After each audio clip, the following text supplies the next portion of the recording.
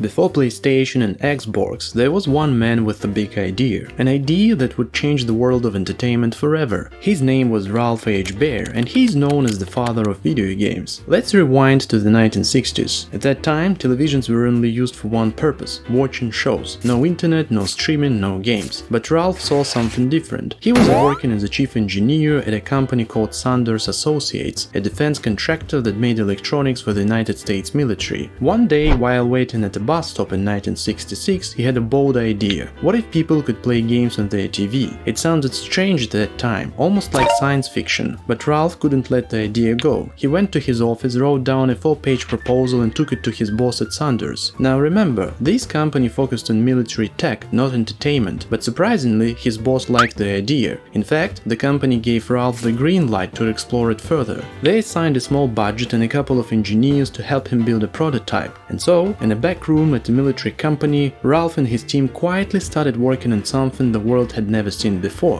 By 1967, they had a working prototype called the Brown Box, the very first video game system that worked on a regular TV. That Brown Box would eventually become the Magnavox Odyssey, released in 1972. It was the world's first video game console. Before there were joysticks and motion controls, Odyssey used simple dials and plastic overlays you placed on your TV screen. It had games like table tennis, chase games, and even a light gun shooting game. The graphics were basic, just white lines and dots on the screen, no sound, no music, no score. But for the first time ever, people could interact with their television. When Ralph was developing his first games, Atari wasn't widely known yet.